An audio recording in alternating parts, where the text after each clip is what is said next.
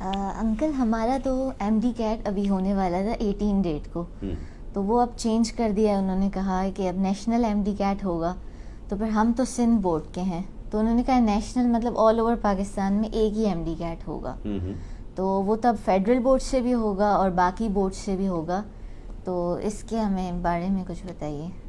तो आप परेशान हैं इसके बारे में? जी। अच्छा, क्या परेशानी है? कि हमारा बोर्ड तो चेंज है ना उनसे, और थोड़ी पढ़ाई के टॉपिक्स भी काफ़ी चेंज हैं सब्जेक्ट्स के। अच्छा, तो ये मुझे माइक दीजिए। Thank you, thank you. अच्छा देखिए, ऐसा है कि और भी बहुत सारे लोगों ने मुझसे पूछा है, और ख़ास तौर पर चूँकि मैं ख़ुद मेडिकल कॉलेज में बहुत अर्सा पढ़ाता रहा हूँ और इसी फील्ड से हूँ, तो बहुत सारे सवालात लोगों ने किए हैं इसके बारे में। मैं आपको थोड़ी सी एक आउटलाइन देना चाहता हूँ। वो ये है कि एक ज़माने पहले ये होता था कि पंजाब का अलग से एक एग्ज़ाम होता था, सिंध का अलग से एग्ज़ाम होता था, और वो फिर वो सिंध में ही सिर्फ एप्लीकेबल होता था। पंजाब वाला जो है यूनिवर्सिटी ऑफ हेल्थ साइंसेज का सिर्फ पंजाब में एप्लीकेबल होता था। कुछ रेसिप्रोकल सीटें तो होती थी, लेकिन अदरवाइज़ अगर आप सिंध में दाखिला लेना चाहें तो आप फिर उसकी बेस के ऊपर शायद नहीं ले सकते थे। इस तरह से था। अब ये जो पीएमसी यानी पाकिस्तान मेडिकल कमीशन बना है, उसके तहत उन्होंने पूरे पाकिस्तान में एक ही निज़ाम कायम करने के लिए, ताकि एक स्टैंडर्डाइजेशन हो जाए, तो उसके लिए उन्होंने उस एमडी कैट को पूरे पाकिस्तान के लिए एक ही कर दिया है। अच्छा, जो उसका नोटिफिकेशन है वो मैंने खुद पढ़ा है, और जो उसके चेयरमैन हैं तकी साहब, वो हमारे हमको जानते हैं, वो बड़े अच्छे आदमी हैं, बहुत कॉम्पिटेंट आदमी हैं, हमारे दोस्त हैं। तो वो जो मैंने पढ़ा है उसमें बड़ा क्लियरली ये लिखा हुआ है कि एक ग्रुप कमेटी बनाई जाएगी जो ये फैसला करेगी कि जो भी आइटम्स होंगे, क्वेश्चन के आइटम्स, वो कोई भी ऐसा नहीं होगा जो ये चारों पांचों बोर्ड यानी फेडरल बोर्ड, केपीके के बोर्ड, पंजाब का जो है और सिंध का है या बलूचिस्तान का है, उनके कैरिकुलम से क्लैश करेगा। यानी कोई भी एक आइटम वो उसमें चेक करेंगे कि कोई ऐसा आइटम ना ऐड कर दिया जाए जो कि किसी और सूबे के तालीमी निज़ाम का करिकुलम का हिस्सा हो, जबकि वो दूसरे का ना हो। तो इसलिए इस सिलसिले में तो आपको बिल्कुल भी परेशान नहीं होना चाहिए। वो तो अच्छा, और साथ में बड़ा क्लियरली एक लफ्ज़ आखिरी लाइन लिखी हुई है कि स्टूडेंट्स से ये कहा जा रहा है कि जिस तरीके से वो पहले तैयारी कर रहे थे वो उसी तरीके से पहले तैयारी करते रहे। अच्छा, एक बात।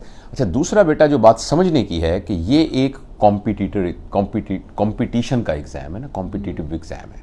कॉम्पिटिटिव एग्ज़ाम ये होता है कि जिसमें सिर्फ ये नहीं फैसला किया जाता कि आप क्वालिफाई किए हैं कि नहीं किए, उसमें यह फैसला किया जाता है कि आप ऊपर से आपका नंबर कितना है। तो इसमें अगर कोई शख्स जो है इस एग्ज़ाम को क्लियर नहीं कर पा रहा, तो इसका कतई यह मतलब नहीं है कि वो नालायक है, उसका कतई यह मतलब नहीं है कि वो कॉम्पिटेंट नहीं है। जितनी सीटें थीं उनके हिसाब से उसके नंबर थोड़े से कम है, उसका ये मतलब है। अच्छा, दूसरा भी आप थोड़ी देर पहले कह रही थी कि मुझे ना कॉन्फिडेंस में बड़ी कमी है, बहुत कॉन्फिडेंस नहीं। तो ये इस एग्ज़ाम में तो कॉन्फिडेंस से ज़्यादा आपको अपने ऊपर ट्रस्ट की ज़रूरत है, क्योंकि आपने जब बैठना है तो वहाँ तो कोई नहीं देख रहा। एमसीक्यू के आपने वो करने हैं, मुझे पता नहीं उसका क्या फॉर्मेट होगा, कंप्यूटर के ज़रिए होगा या मैनुअल शीट के ऊपर होगा।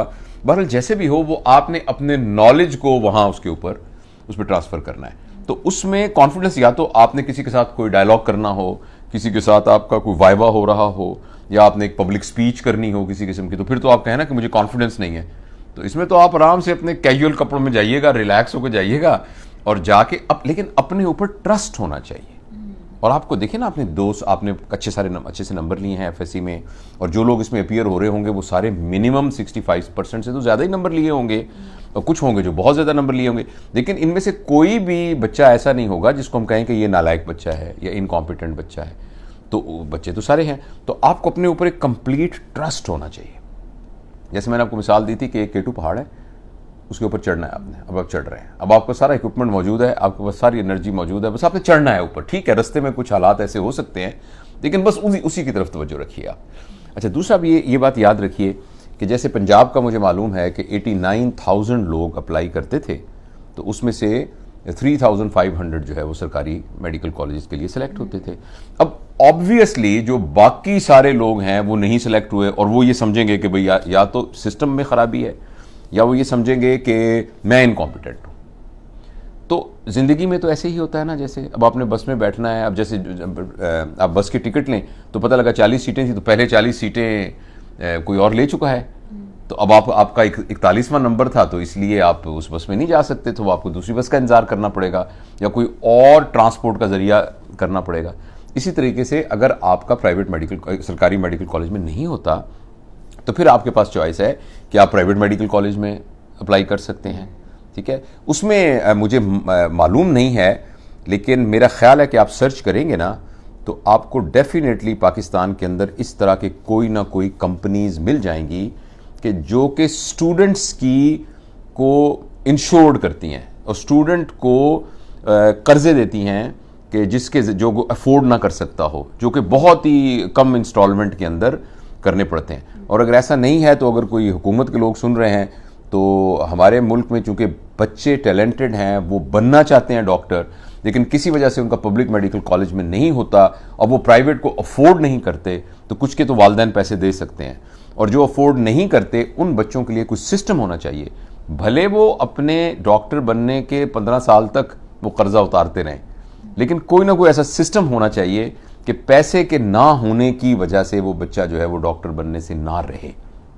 लेकिन आई एम श्योर आप सर्च करेंगे तो इस तरह की हमारे ज़रूर कोई ना कोई फाइनेंस कंपनीज होंगी जो इस तरह का कोई ना कोई वो करती होंगी। मुझे याद है मेरी बेटी का दाखिला हुआ था लाहौर में, जब हम गए थे तो मैं और मेरी वाइफ उसको दाखिल कराने के लिए, अब तो खैर वो डॉक्टर बन गई माशाल्लाह, उसकी शादी भी हो गई, चली गई वो, तो वहाँ एक स्टॉल लगा हुआ था जहाँ एक फाइनेंस कंपनी उन्होंने कहा था कि हम इनको फाइनेंस कर देंगे अगर आप अफोर्ड नहीं कर सकते, और जिसकी इस तरह से इंस्टॉलमेंट वगैरह होगी। तो वो अच्छा, अगर आप फ़र्ज़ करें वो भी किसी वजह से ना हो सका तो फिर BDS है। BDS और MBBS का थोड़ा सा ही फ़र्क होता है, लेकिन BDS किसी तौर पर भी MBBS से इंफीरियर प्रोफेशन नहीं है, बिल्कुल भी, बल्कि मैं कई लिहाज से बेहतर है, इसलिए कि MBBS 5 साल में होता है, ये 4 साल में होता है, तो आपका 1 साल बच जाता है। दूसरी एक अहम बात यह है कि MBBS का डॉक्टर जब MBBS करके निकलता है तो हम ये कहें कि ये आज से मरीज का इलाज करना शुरू कर देगा, ऐसा मुमकिन नहीं होता।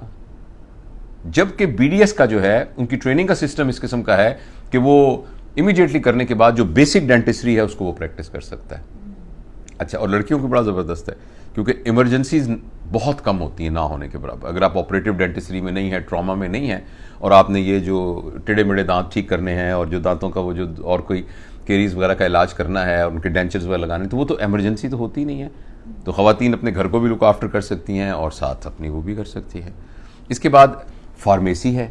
फार्मेसी का हमारे मुल्क में आइंदा स्कोप बढ़ेगा। वो इसलिए बढ़ेगा कि कुछ अरसे के बाद गवर्नमेंट ऐसा प्लान बना रही है कि जैसे रैंडम जिसका जो जी चाहे अपनी एक दवाइयों की दुकान खोल दे, ऐसा नहीं होगा, बल्कि प्रॉपर फार्मिस्ट जो है वो फार्मेसी खोल सकेगा।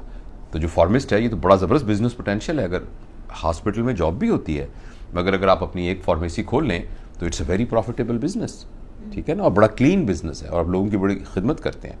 इसके अलावा हमारे डॉक्टर के यानी इससे मेडिसिन से मुतल्लिक जो है वो फिजियोथेरेपी है, जो कि DPT है, और DPT के अंदर मेरिट थोड़ा कम होता है, उसकी निस्बत 60% उसकी मिनिमम रिक्वायरमेंट है, लेकिन ये लोग भी बहुत ज़बरदस्त अपनी बात में प्रैक्टिस कर सकते हैं। इसके अलावा अगर डायरेक्ट डॉक्टर नहीं बने तो जो अलाइड सर्विसेज हैं, मसलन नर्सिंग को बहुत अंडररेट समझा जाता है, लेकिन nursing is a very good profession. बहुत साल पहले, बहुत पता नहीं वो ऐसा क्यों था, और मुझे शर्मिंदगी है इस बात के ऊपर कि थोड़ा सा ना इसको टैबू समझा जाता था कि भाई ये डॉक्टर है, ये नर्स है। लेकिन अगर आप एक अच्छे हॉस्पिटल में जाएंगे तो आपको लगेगा कि हेल्थ जो प्रोवाइडर्स हैं, हेल्थ केयर के जो प्रोवाइड कर रहे हैं, उसमें डॉक्टर और नर्स के अंदर कुछ भी नहीं फ़र्क है। एक रैंक का फ़र्क है, जॉब डिस्क्रिप्शन का फ़र्क है, लेकिन जहाँ तक उसकी रिस्पॉन्सिबिलिटीज़ है, जहाँ तक उसकी रिस्पेक्ट है, जहाँ तक वो तो बराबर है बिल्कुल। मतलब वो तो इसलिए nursing is not a bad profession, you know, is a very good profession. उसी में आप उसी तरह खिदमत कर सकते हैं और इसके अंदर भी आप बहुत आगे तक जा सकते हैं।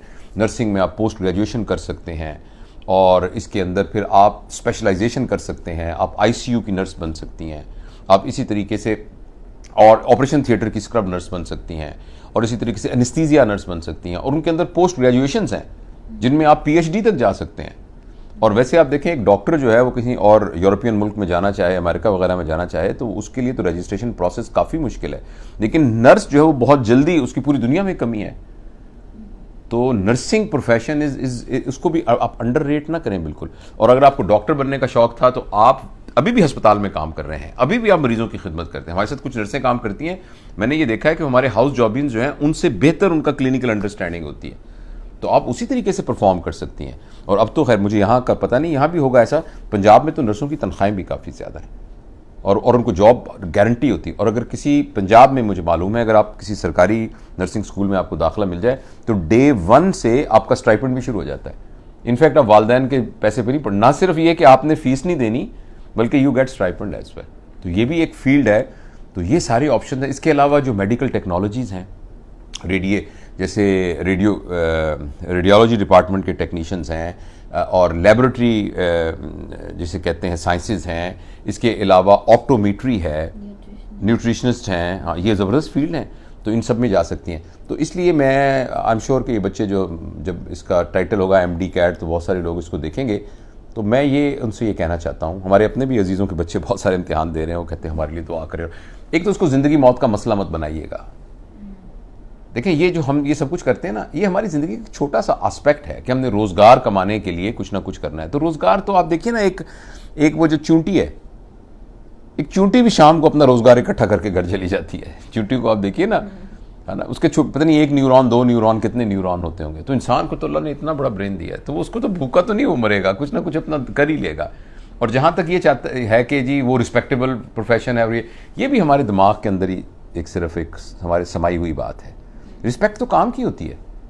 एक आदमी डॉक्टर हो के ऐसा हो सकता है कि उसकी रिस्पेक्ट ना हो, और एक आदमी जो क्लीनर है हो सकता है वो बहुत रिस्पेक्टेबल हो एक माशरे में, क्योंकि वो अपने काम के साथ एक ऑनेस्ट है और वो एक डेडिकेशन के साथ करता है। तो इसलिए मेरी दुआ है कि आप बहुत अच्छा परफॉर्म करें और आपका वहाँ दाखिला हो जाए। अगर पब्लिक मेडिकल कॉलेज में हो जाएगा तो काफ़ी आप थोड़े पैसों में डॉक्टर बन जाएंगे, ना हुआ तो फिर अगली स्टेप है। लेकिन अगर किसी वजह से ना हो सका तो ये this is not the end of the world. ऐसा नहीं है कि अब आपकी ज़िंदगी का जो है ना, बस अब आप टर्निंग पॉइंट आ गया, अब ज़िंदगी आप, ऐसा बिल्कुल भी नहीं है। तो ऐसा बिल्कुल मत सोचिएगा। अच्छा, एक थोड़ी सी बात मैं आपको, सॉरी लंबी हो गई बात, थोड़ी सी बात मैं ये बताना चाहता हूँ कि इसकी तैयारी में क्या करें। आपने पूछी थी ये बात, है ना। पहली बात ये है कि इसके लिए बहुत डेडिकेटेड टाइम चाहिए। अब जो 1 महीना 1.5 महीना रह गया है ना, उसमें आप सिर्फ खाइए पिए और आप थोड़ी सी एक्सरसाइज कीजिए, बाकी नमाज़ों के वक्त में नमाज कीजिए, नींद पूरी कीजिए, और बाकी वक्त में अब फोकस करें कि इसको रिवाइज़ करें। और रिवाइज़ का जैसे मैंने आपको ये बताया था कि अगर आपके घर में कोई शख्स है जो कि मेडिकल प्रोफेशन से ताल्लुक़ है, या मेडिकल स्टूडेंट है, या अब्बा अम्मी बहन भाइयों में से तो कोई भी नहीं है ना, तो आपके घर में जो आपके कोई दोस्त है, आपके घर में कोई काम करती हैं, उनकी बेटी है, वो खुद है, तो आप जो आपने पढ़ा आप उनको सुना दें। देखिए हमारे दिमाग जो है वो रिटेन करने का ना, मेमोरी में एक चीज़ को रिटेन करने का सबसे ज़बरदस्त तरीका ये होता है कि हमें उसकी रियल अंडरस्टैंडिंग डेवलप हो जाए।